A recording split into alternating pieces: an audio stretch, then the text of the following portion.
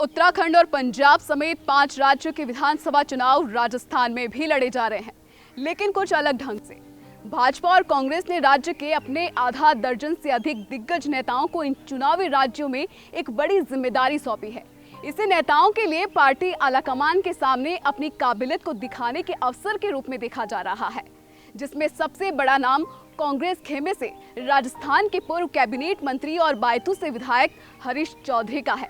तो आइए देखते हैं कि हरीश चौधरी पंजाब में कांग्रेस की जीत को लेकर कितने आश्वस्त हैं। पंजाब और उत्तर प्रदेश के साथ साथ उत्तराखंड, मणिपुर और गोवा में भी विधानसभा चुनाव की प्रक्रिया जारी है। केंद्र में सत्तारूढ़ भारतीय जनता पार्टी ने राजस्थान के जिन नेताओं को इन चुनावों में जिम्मेदारी सौंपी है, उनमें केंद्रीय मंत्री अर्जुन राम मेघवाल, गजेंद्र सिंह शेखावत और भूपेंद्र सिंह है। वहीं राजस्थान में शासन कर रही कांग्रेस के कद्दावर नेता हरीश चौधरी, भंवर जितेंद्र सिंह और कुलदीप इंदौरा वे नेता हैं जिन पर पंजाब, उत्तर प्रदेश और उत्तराखंड चुनावों में बड़ा दारोमदार रहेगा।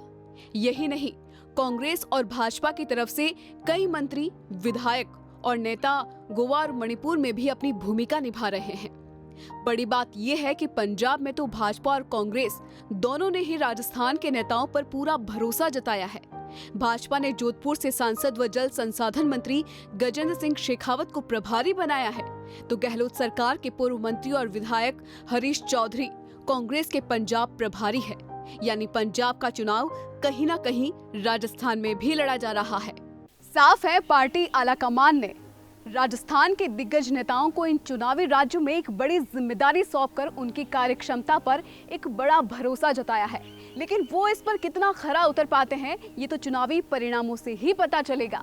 लेकिन बात अनुभव की करें तो पंजाब में कांग्रेस की चुनाव कमान संभाल रहे हरीश चौधरी को पंजाब में काम करने का 9 साल का अनुभव है। हरीश चौधरी के सियासी जीवन पर नजर डालें तो वो साल 2009 से 2014 तक बाड़मेर जैसलमेर से सांसद रहे। 2014 से 2019 तक वो अखिल भारतीय कांग्रेस कमेटी के राष्ट्रीय सचिव रहे। 2018 में बायतू से विधानसभा चुनाव जीतने के बाद वो राजस्थान में राजस्व, उपनिवेशीकरण और जल सहयोग मामलों के कैबिनेट मंत्री रहे। एक व्यक्ति एक पद के हिमायती रहे चौधरी ये मानते हैं कि एक व्यक्ति एक पद को ही बखूबी निभा सकता है। संगठन में दोबारा जिम्मेदारी मिलते ही उन्होंने मंत्री पद त्याग दिया। जहां तक पंजाब में काम करने के अनुभव की बात है तो हरीश चौधरी साल 2013 से ही पंजाब से जुड़े रहे हैं। 5 साल राज्य के सह प्रभारी रहे चौधरी को पंजाब के सियासी हालातों की बारीकी से जानकारी है। लिहाजा उन्होंने दावा किया है कि पंजाब में कांग्रेस साल 2017 से ज्यादा सीटें लाकर सरकार बनाएगी। जो 111 दिन का सरकार का कार्यकाल रहा, बेहतरीन उम्मीदवारों का चुनाव लड़ना और जो पंजाब में कांग्रेस का और पंजाब के रिश्ते हैं, तीनों के आधार के ऊपर हम कांग्रेस की सरकार बना रहे हैं।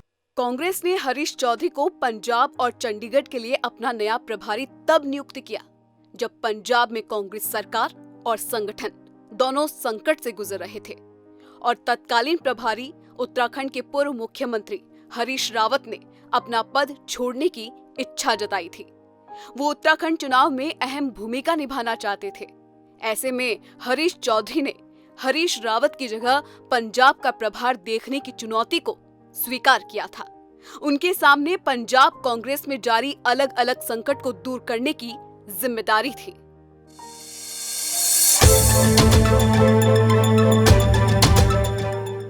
उनकी पहली चुनौती थी कैप्टन अमरिंदर सिंह का इस्तीफा और उनसे कांग्रेस को होने वाले संभावित भीतरघात को रोकना। दूसरी चुनौती थी कांग्रेस के प्रदेश अध्यक्ष नवजोत सिंह सिद्धू की सीएम पद की महत्वाकांक्षा से जुड़ी। तीसरी चुनौती थी नई सरकार बनने के बाद पार्टी को टूट से बचाने की और आखिरकार चौथी चुनौती थी कांग्रेस आलाकमान से तालमेल बनाकर राज्य में नई सरकार बनवाने की।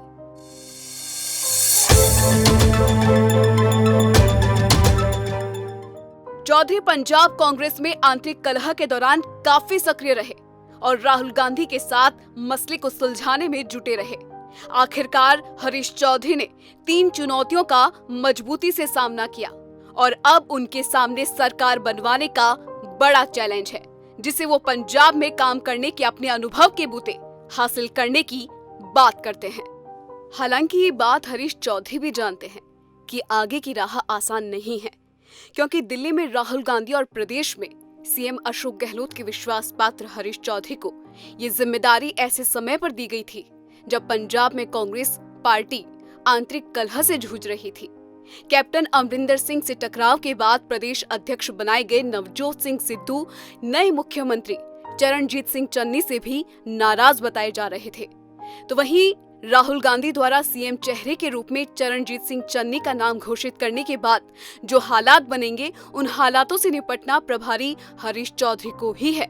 जैसे एमएलए के माध्यम से जो बातें उठी थी, इस वक्त भी कहना था कि एमएलए पंजाब के अंदर मुख्यमंत्री जी के साथ में नहीं थे जी।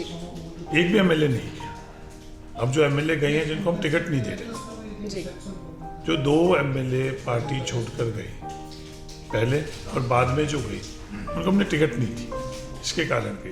पर कैप्टन अमरिंदर सिंह जी से उनका लगाव नहीं था, उनका साथ नहीं था, तो हालात ही आ गया। ये बात किसी से छुपी हुई नहीं है कि नवजोत सिंह सिद्धू के कांग्रेस अध्यक्ष बनाए जाने के बाद और पूर्व मुख्यमंत्री कैप्टन अमरिंदर सिंह के इस्तीफा देने पर कांग्रेस एक बहुत बड़े संकट से गुजर रही थी। ऐसे में कैप्टन गुट के विधायकों को एकजुट करके हरीश चौधरी ने ही पंजाब कांग्रेस को इस संकट से उभारने में एक सक्रिय भूमिका निभाई थी।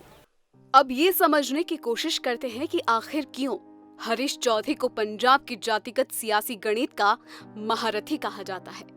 कैप्टन के जाने के बाद पंजाब में सिख चेहरे के तौर पर सिद्धू और दलित के तौर पर मुख्यमंत्री चन्नी है। अगर साल 2011 की जनगणना के मुताबिक पंजाब में कुल आबादी करीब 3 करोड़ है। इस आबादी में 60% सिख और 40% हिंदू है।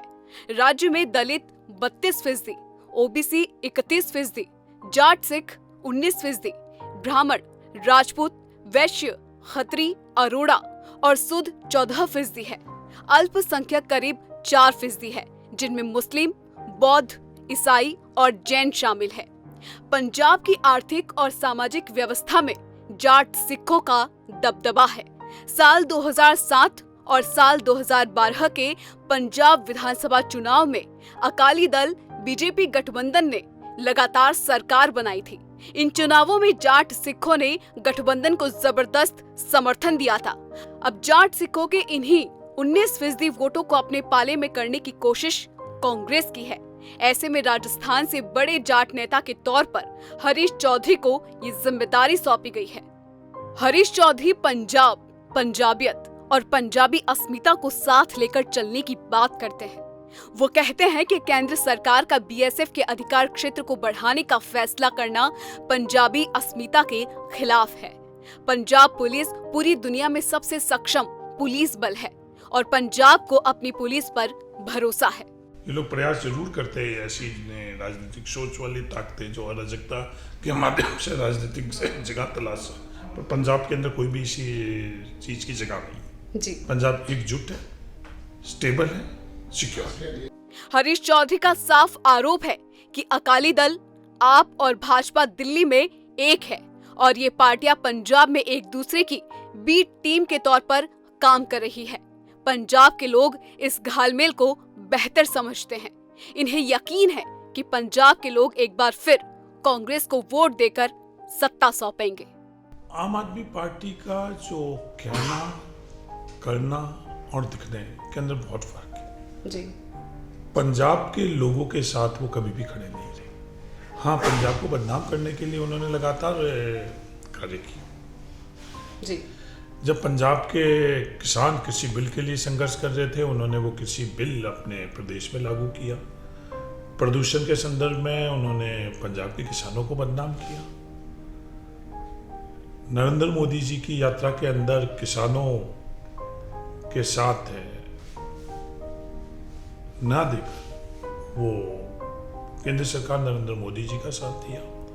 पंजाब के किसानों के संदर्भ में जो उन्होंने राघव चड्ढा के जो वक्तव्य के माध्यम से जो बात करी जी शायद कोई भी पंजाब के लोग उसको बर्दाश्त नहीं कर सकते। जी उनका ये है कि पंजाब के अंदर एक अराजकता फैलाने का प्रयास किया जा रहा है और पंजाब एक सूबा है, जागरूक सूबा है, ये अराजकता फैलाने वाले लोगों को कभी भी स्वीकार नहीं करेंगे। हरीश चौधरी जानते हैं कि किसान आंदोलन के बाद प्रदेश में बदनाम हो चुकी भाजपा को अब कैप्टन का साथ मिल चुका है और समय रहते एनडीए का साथ छोड़ देने वाला अकाली दल भी दलित वोट बैंक की खातिर अब बसपा से हाथ मिला चुका है और इस लड़ाई को चतुष्कोणीय बनाते हुए आप भी मजबूत स्थिति में हैं।